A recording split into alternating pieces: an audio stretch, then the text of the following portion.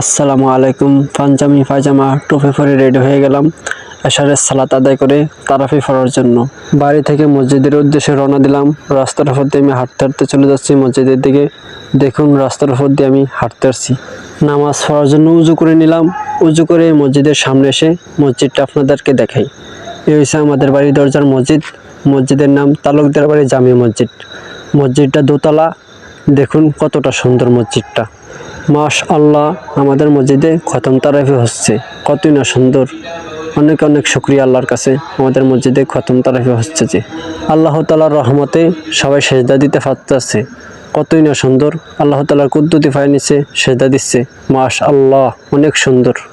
يقول إني عبد الله آتاني الكتاب وجعلني نبيا وجعلني مباركا أينما كنت وأوصاني بالصلاة والزكاة ما دمت حيا وبرا بوالدتي ولم يجعل الله أكبر.